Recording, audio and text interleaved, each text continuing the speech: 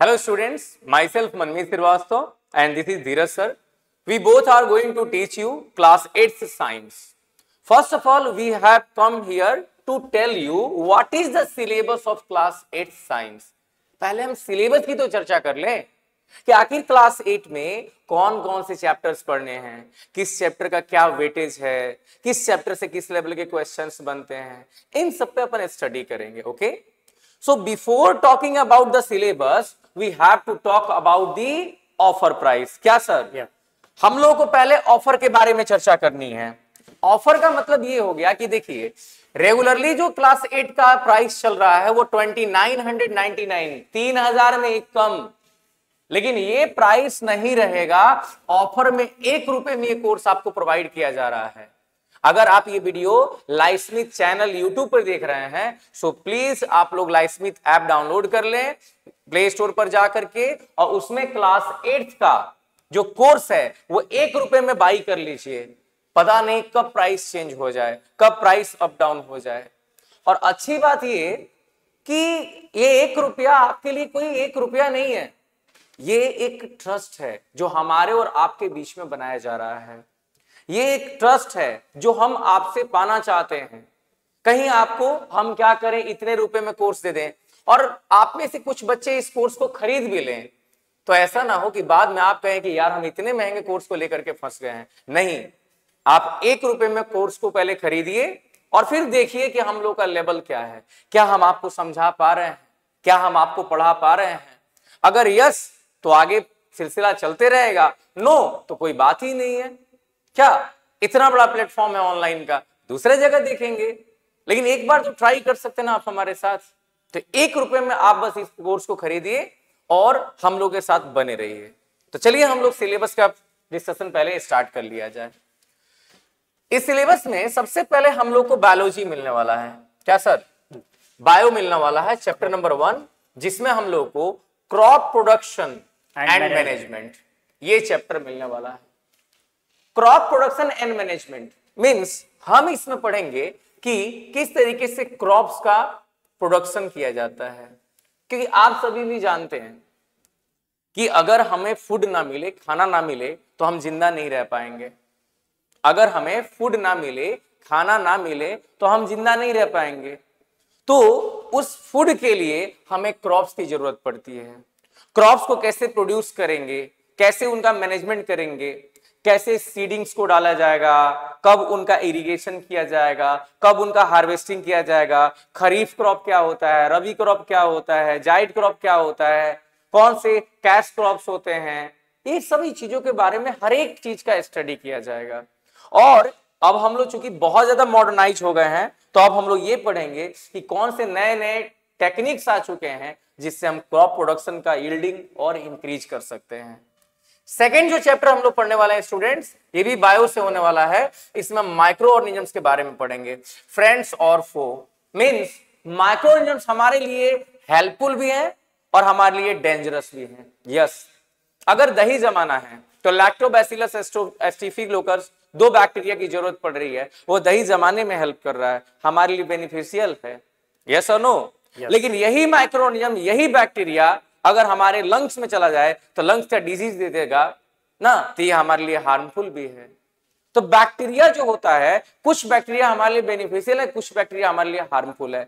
ऐसे ही बहुत सारे माइक्रो ऑर्गेनिजम्स हमारे लिए बेनिफिशियल भी होते हैं और हमारे लिए हार्मफुल भी होते हैं. अलग अलग डिजीज के बारे में हम इसमें आप लोगों को पढ़ाएंगे. सर कोरोना भी इसी में पढ़ना होगा? हाँ, कोरोना को पढ़ना होगा बिकॉज माइक्रो ऑर्गेनिज्म में वायरस भी आता है.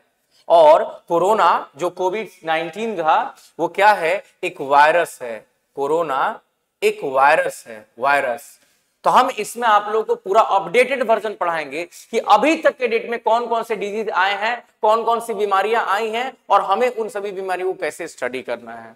ओके, थर्ड नंबर चैप्टर में हम लोग पढ़ेंगे सिंथेटिक फाइबर्स एंड प्लास्टिक्स. इसमें क्या पढ़ेंगे Dheeraj sir? Synthetic fibres and plastics में हमें पढ़ना गया है कि सिंथेटिक फाइबर्स का मतलब हुआ कि नेचुरल फाइबर्स जो होते हैं वो नेचुरल फाइबर्स में जैसे कॉटन आ जाता है आपका, फिर कोकोनट्स आ जाते हैं, जूट्स आ जाते हैं. लेकिन सिंथेटिक फाइबर क्या हो गया? रेयन हो गया आपका, नायलॉन हो गया, फिर पॉलिस्टर हो गया, एक्रेलिक हो गया. इन सारे सिंथेटिक फाइबर्स के एग्जांपल्स हैं जिसमें हम लोग ये सारे पढ़ने. और इनका क्लॉथेस में, बेडशीट्स में, पर्दे के रूप में, अलग अलग जगह पे मटेरियल, जैसे सीट बेल्ट जो होते हैं ये भी इसी मटेरियल्स के बने होते हैं। प्लास्टिक फाइबर्स वगैरह जो प्लास्टिक से आपका, इसमें फाइबर्स वगैरह जो आते हैं प्लास्टिक से बने होते हैं। इसमें जो है अलग अलग कंपोनेंट्स को मिला के बनाए जाते हैं। जैसे कि आपने देखा कंप्यूटर या जो भी उसके ऊपर जो स्क्रीन पे जो लगे रहते हैं वो प्लास्टिक के ही हिस्से होते हैं, प्लास्टिक के ही टाइप्स होते हैं।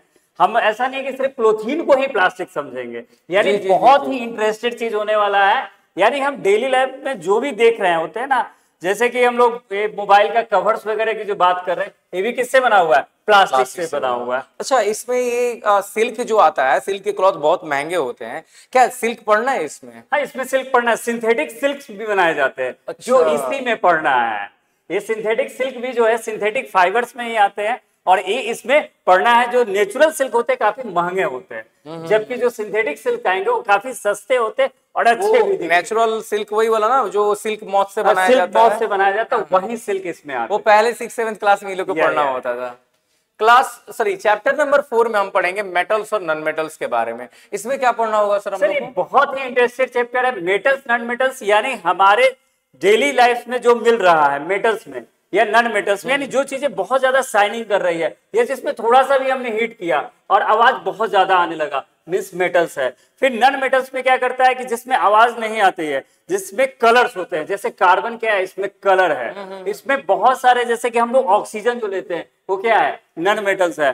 फिर हमारे यहाँ इसमें एक और वर्ड्स आता है मेटलॉइड, जो इसमें नहीं है, इसी के टॉपिक्स पे पढ़ना है, जिसका हम लोग आज के समय में इसके बिना जीना भी मुश्किल हो जाएगा। जैसे हमारे लिए सांस जरूरी है, वाटर जरूरी है। वो क्या है सर? वो सिलिकॉन है सर। अच्छा, सिलिकॉन, जिसका यूज आजकल कंप्यूटर्स में या चिप्स में, इंटीग्रेटेड चिप्स में जो किया जाता है, वो इसी में है, जो मेटलॉइड्स है। मतलब जो मेटल की भी प्रॉपर्टी को एक्सिबिट करता है और नॉन मेटल्स की प्रॉपर्टी को, वो इसी चैप्टर्स में पढ़े। बहुत इंटरेस्टेड, बहुत मजा आएगा बाबू इसको पढ़ करके। चैप्टर नंबर 5 में हम लोग कोल एंड पेट्रोलियम पढ़ेंगे। देखिए, कोल एंड पेट्रोलियम ये दोनों के दोनों नेचुरल रिसोर्सेज हैं। आज से लाखों करोड़ों साल पहले जो ऑर्गेनिक मटेरियल थे, जो जमीन के नीचे दब गए किसी भी डिजास्टर के कारण से, वही आज कोल और पेट्रोलियम के रूप में कन्वर्ट हो चुके हैं। कोल और पेट्रोलियम ये दोनों लिमिटेड सोर्सेज हैं और ये दोनों के दोनों एग्जॉस्टिबल सोर्सेज हैं।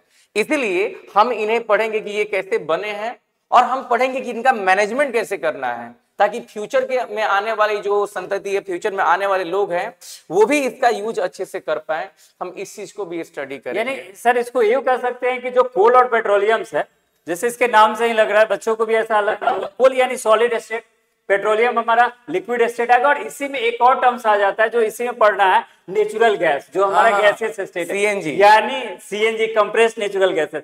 यानी जैसे जैसे अर्थ के सरफेस पे डंप होते चले गए, प्रेशराइज होते गए, इनका स्टेट चेंज होते गया। यानी जो सबसे आउटर सरफेस पे यानी क्रस्ट पे मिले वो कोल मिले, जस्ट उसके इनसाइड गए पेट्रोलियम मिला, उससे भी इनसाइड गए तो हमारा क्या मिल गया? नेचुरल गैसेस मिल गए। 6 नंबर चैप्टर हम लोग पढ़ने वाले हैं कंबसन एंड फ्लेम के बारे में। इसमें हम पढ़ेंगे कि आखिर जो चीजें जल रही होती हैं, कंबसन मींस किसी चीज का बर्न करना, किसी भी चीज को जलाना। अगर कोई भी चीज जल रहा है, उसके जलने के कारण जो फ्लेम प्रोड्यूस हो रहा है, उस बारे में पढ़ेंगे।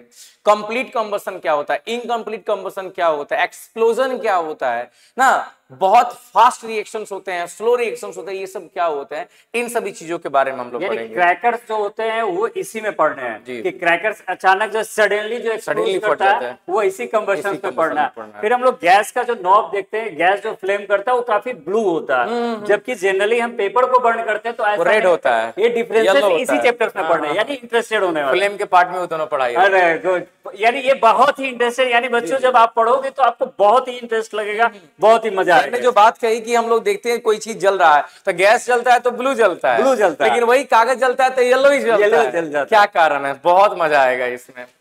फिर 7 नंबर चैप्टर जो होगा conservation of plants and animals के बारे में पढ़ा जाएगा। बाबू, conservation of plants and animals बहुत बहुत इंटरेस्टिंग पार्ट। क्यों इंपॉर्टेंट पता है? कंजर्वेशन तो बहुत जरूरी है ना प्लांट्स और एनिमल्स का। जैसे आने वाले समय में आप खुद सोचिए, आज हमारी गवर्नमेंट बार बार ये जो वाल्मीकि व्याघ्र योजना लेके आ रही है, टाइगर रिजर्व तैयार किए हुए हैं बिहार में। यस और नो? इस टाइगर रिजर्व को सिर्फ यहीं पे नहीं, इस वाल्मीकि टाइगर रिजर्व के चलते पूरे इंडिया में कई जगह पे मुहिम चलाए जा रहे हैं कि बहुत सारे जानवरों को प्रोटेक्ट किया जा रहा है। रेड बुक डेटा आता है, रेड बुक डेटा में हर साल दिया जाता है कि कौन कौन से ऐसे लिविंग ऑर्गेनिजम्स हैं जो आने वाले समय में एक्सटिंक्ट हो सकते हैं। उनको अभी आपको सर पता होगा कि चीता जो है कम हो गया था। हाँ, नाइजीरिया से चीता लाया गया था इंडिया में, चीता लाया गया था इंडिया में, ये सुनो, ताकि उस चीज को, उसके प्रोडक्शन को बढ़ा करके हम अलग अलग जंगलों में छोड़ सकेंगे। वो बात अलग है कि वो यहाँ पे अडेप्ट नहीं कर पा रहे। नाइजीरिया के क्लाइमेट में रह जाएगा, लेकिन यहाँ में बहुत ज्यादा प्रॉब्लम आ रहा है। नेक्स्ट चैप्टर हम लोग पढ़ेंगे सेल, इनका स्ट्रक्चर और इनका फंक्शन। हम लोग एक सेल के बारे में पढ़ेंगे कि मान लीजिए कोई सेल है, इसमें न्यूक्लियस क्या है, इनमें माइटोकॉन्ड्रिया क्या है, इनमें क्लोरोप्लास्ट क्या है ना, इसके अंदर गोल्जी बॉडीज क्या होते हैं, इनके अंदर जो होता है इंडोप्लाज्मिक रेटिकुलम क्या होता है, बहुत सारी चीजों का हम लोग स्टडी करेंगे। ओके, तो सेल चैप्टर में कैसे सेल होता है, इसका स्ट्रक्चर क्या होता है, क्या क्या फंक्शन होता है इसके अंदर, लाइसोसोम क्या करता है, राइबोसोम क्या होता है, न्यूक्लियस क्या करता है, क्रोमोसोम्स क्या होते हैं, डीएनए क्या होता है, आरएनए क्या होता है, बहुत चीजें स्टडी करेंगे। यानी सर यूं कह सकते हैं कि जैसे कि मैंने कभी पढ़ा हुआ था कि जो फंडामेंटल यूनिट ऑफ लाइफ, हाँ, वही चीज है, वही चीज है। ये 9th क्लास में इसका नाम है ना, the fundamental unit of life, और 8th क्लास में ओनली सेल चैप्टर पढ़ना है। तो क्लास 8th में और क्लास 9th में थोड़ा डिफरेंस बहुत बड़ा होने वाला है, तो वहां पे फंडामेंटल यूनिट ऑफ लाइफ के नाम से हम लोग इसको पढ़ेंगे। 9th नंबर जो चैप्टर है रिप्रोडक्शन इन एनिमल्स। देखिए, क्लास 7th में पढ़ना था रिप्रोडक्शन इन प्लांट्स, और क्लास 8th में पढ़ना है रिप्रोडक्शन इन एनिमल्स, मतलब एनिमल्स कैसे रिप्रोड्यूस होते हैं। इसमें हम लोग बहुत सारे एनिमल्स का, जैसे अमीबा पढ़ेंगे, पैरामीशियम पढ़ेंगे, यूग्लिना पढ़ेंगे, डाइएटम्स पढ़ेंगे, ठीक है ना, ह्यूमन बीइंग्स के बारे में पढ़ेंगे, अदर भी ऑर्गेनिजम्स के बारे में पढ़ेंगे ना, पिग्स हो गए, काउज हो गए, कि किसका रिप्रोडक्टिव सिस्टम कैसे काम करता है। हर एनिमल, हर प्लांट, हर ऑर्गेनिज्म लगा हुआ है कि वो रिप्रोडक्शन कर सके और अपने आप को एक्सटेंशन से बचा सके, इस दुनिया से खत्म होने से बचा सके, यानी अपने एग्जिस्ट के लिए वो जो फाइट करता है, डार्विन का सिद्धांत था, डार्विन का सिद्धांत। चैप्टर नंबर 10 जो है reaching the age of adolescence. देखिए, अभी क्या होता है ना कि बच्चे जो होते हैं 10-11 साल से कम का जब एज होता है, तो उस समय में वो लोग बहुत माइनर एज में रहते हैं, लेकिन जैसे जैसे वो लोग बड़े होते हैं ना, वो एडोलसेंस में जाके एडेप्ट कर जाते हैं। एडोलसेंस क्या होता है कि कैसे हमारे बॉडी में चेंजेस आने वाले हैं। प्यूबर्टी क्या होता है, प्यूबर्टी आने पर ह्यूमन बीइंग में, मेल में और फीमेल में क्या चेंजेस होते हैं, आखिर क्यों मेल का 21 ईयर्स और फीमेल का 18 ईयर्स बनाया गया है शादी के लिए, बाद में फिर उस 18 ईयर्स को 21 फीमेल का कर दिया गया, क्योंकि बॉडी मैच्योर कब होगा, किस तरीके से बॉडी में चेंजेस आएंगे, किस एज में कितना तरह का चेंज आएगा, कौन सा हार्मोन कब प्रोड्यूस होगा, उस हार्मोन से कौन से चेंजेस आएंगे, मेल में बियर्ड आता है, फीमेल में नहीं आता है, ये सब कैसे होगा, कौन कौन से हार्मोनल चेंजेस होंगे, क्या सर, इन सभी चीजों के बारे में हमें पढ़ने को मिलेगा। रेंज ऑफ सीधे के जो बड़े बच्चे हैं 9th-10th वाले, उनमें एडोलसेंस की चेंजिंग आती है। हाँ, इसमें अब 8 से लगभग आना चालू हो जाता है, यानी इंटरेस्टेड चैप्टर, वॉइस क्रैक कर जाता है। छोटे बच्चों में मेल हो चाहे फीमेल हो, एक जैसा आवाज आता है, लेकिन जैसे ही बड़े होते हैं, लेकिन जैसे वो थोड़े बड़े हो जाते हैं, एडोलसेंस में आते हैं, धीरे-धीरे साउंड क्रैक हो जाता है। नेक्स्ट 11th नंबर चैप्टर हम लोग फोर्स एंड प्रेशर के बारे में जानने वाले हैं। क्या पढ़ेंगे सर हम लोग इसमें? फोर्स और प्रेशर्स में कहता गया है कि इसके बिना हम कोई वर्क ही नहीं कर पाते। जैसे मैं अभी मूव कर रहा हूँ, आपकी तरफ कर रहा हूँ, तो मैं इसमें कहीं ना कहीं से फोर्सेस लगा रहा हूँ। एक पैर को जो अर्थ के सरफेस की तरफ है, तो दूसरे पैर को मैं पुल कर रहा हूँ, ऐसी, यानी एक पुश हो रहा है तो दूसरा पुल हो रहा है, तभी ये फोर्सेस कहलाते हैं। यानी किसी भी ऑब्जेक्ट में पुश और पुल करते हैं तो हमारा क्या आ जाता है, फोर्सेस आ जाता है। अच्छा, प्रेशर भी हो रहा है, हम लोग अर्थ पर प्रेशर भी डाल रहे हैं। कह रहा है क्या कि फोर्स अगर पुश या पुल पार्टिकुलर एरिया पे आ जाए तो उसको हम लोग कह देते हैं प्रेशर का, मतलब फोर्स ही अगर एरिया के साथ है तो प्रेशर आ जाएगा, वो very good sir. 12th number chapter हम लोग फ्रिक्शन के बारे में पढ़ने वाले हैं। देखिए, फ्रिक्शन क्या है, जब हम दो चीजों को एक दूसरे के ऑपोजिट रब करते हैं, when two things are rubbed over each other, जब दो चीजों को एक दूसरे के ऊपर रब किया जाता है, दैट इज कॉल्ड फ्रिक्शन। कहीं पर हमें फ्रिक्शन बढ़ाना पड़ता है, जैसे हमारे शूज होते हैं, स्लीपर्स होते हैं, देखिएगा नीचे उसमें डिजाइन्स बने रहते हैं, ताकि वहां पर हम लोग फ्रिक्शन को इंक्रीज कर सके, ग्रिप बना रहे। लेकिन कहीं कहीं पे हम लोग को फ्रिक्शन को डिक्रीज करना पड़ता है। जैसे सर देखते होंगे हम लोग साइकिल बच्चों का होता है, उसमें बॉल बेयरिंग लगा हुआ रहता है, इसी काम के लिए। और उसमें ग्रीसिंग किया जाता है, इसी खास करके चैन में चैन बच्चे में। ज्यादा परेशान रहते होंगे तो चैन में क्या करते हैं, ग्रीसिंग करते हैं, जब ज्यादा दिन तक चेन में नहीं डाला जाता है, खटर खटर खटर खटर खटर करने लगता है, करना स्टार्ट तो कर वो देता है। इसी के लिए किया जाता है ताकि स्मूथ बना रहे। जी जी जी जी। चैप्टर नंबर 13 जो हम लोग पढ़ेंगे वो साउंड के बारे में पढ़ेंगे। साउंड चैप्टर क्या होने वाला है सर? वही जो अभी हम लोग बात कर रहे हैं आपसे, हाँ, मेरे अंदर से मेरे वोकल कॉर्ड जो है वाइब्रेट्स कर रहे हैं, और उस वाइब्रेशंस के कारण जो आवाजें आ रही है वो आप सुन रहे हैं, Sound और में। वहां पे भी जा रहे हैं। मेन टॉपिक साउंड में ना वाइब्रेशन आने वाला है। Without vibration there is no sound. हाँ, अलग अलग वाइब्रेटिंग ऑब्जेक्ट के आधार पर साउंड के अलग अलग sound टाइप्स different बनाए हो जाएंगे, सकते वो हैं। पढ़ लिया जाएगा हम लोग। 14 नंबर चैप्टर में हम लोग पढ़ेंगे chemical effects of electric current. हाँ, बहुत इंटरेस्टिंग। इलेक्ट्रिक करंट एक बहुत अच्छी चीज है बाबू, इलेक्ट्रिक करंट बहुत अच्छी चीज है, बिकॉज इलेक्ट्रिक करंट से हमारे डेली लाइफ में बहुत इजियर हो जा रहा है हमारे डेली लाइफ को जीना। लेकिन क्या इसका केमिकल इफेक्ट भी है? यस, इसका केमिकल इफेक्ट भी है। इसके चलते कई सारी चीजों को हम लोग ब्रेक डाउन कर सकते हैं। ब्रेक क्या डाउन सर? कर सकते हैं, न्यू फॉर्मेशंस कर न्यू फॉर्मेशंस कर सकते हैं। जैसे आप क्या कीजिए, सॉल्ट को डाल दीजिए वाटर में, और जब आप उसमें करंट देंगे ना तो सॉल्ट में का सोडियम और क्लोरीन अलग अलग हो जाएगा। हो जाता है। जैसे कि इसमें एक हम लोग सुनते हैं कि नानी ने जो है सोने का चम्मच दिया या चांदी का चम्मच दिया, तो 100% वो ओरिजिनल सोना या चांदी नहीं रहता है सर, वो स्टील होता है, और स्टील में इसी केमिकल इफेक्ट के द्वारा जो है उसमें सोने का लेयर जो है या चांदी का लेयर जो है चढ़ाया जाता है। इलेक्ट्रोप्लेटिंग, टीन प्लेटिंग सब इसी का पार्ट है। इसी का पार्ट है, यानी उस पे जो डिपोजिटिंग जो किया जाता है वो इसी का किया जाता है। तो लोगों ने बोला कि मेरी नानी और दादी ने सोने का चम्मच और चांदी का चम्मच दिया है। आप दुखी नहीं हो ना, नानी लोग देता भी है, ठीक ना, सर की बातों में नहीं जाना है, नानी लोग देता भी है। अब ये मत कहना कि सर आप तो हमारी नानी पे दोष लगा रहे हैं, एक बार जांच करवा लो लेकिन, ठीक है ना। चलो 15 नंबर चैप्टर जो होने वाला है सम नेचुरल फेनोमेना। सर इस नेचुरल फेनोमेना में भी लाइट को पढ़ना है ना? हाँ, थोड़ा सा लाइटनिंग के रूप में पढ़ना है। लाइटनिंग के रूप में नेचुरल फेनोमेना में पढ़ना है कि लाइटनिंग क्या होता है, नेचर से रिलेटेड जो जो फेनोमेना हो रहे हैं, जैसे अर्थक्वेक्स वगैरह इसी में आता है, सुनामी वगैरह जो है इसी में आता आ है, जाएगा, साइक्लोन्स वगैरह इसी में आ जाते हैं। और 16 नंबर चैप्टर में हम लोग लाइट पढ़ने वाले हैं। लाइट में हम लोग क्या पढ़ने वाले हैं कि जैसे अभी जो है यहाँ पे लाइट जल रहा है, हम आप लोगों को दिख रहे हैं, सर भी आप लोगों को दिख रहे हैं कि नहीं दिख रहे हैं? लेकिन सोचिए अभी क्या हो, यहाँ पे अंधेरा हो जाए पूरी तरह से, फिर तो हालत खराब हो जाएगी ना, एक दूसरे को नहीं देख। हाँ, लाइट कब अच्छा है? जब आंखें बंद हो, जब हम सो रहे होते हैं उस समय लाइट की कोई जरूरत नहीं होती है, क्योंकि हम सो रहे हैं यार, क्या होगा लाइट, हम उस समय डार्कनेस ही चाहिए। हाँ। बहुत सारे लोग लाइट ऑफ करके सोते हैं। मैं खुद ही सोता हूँ।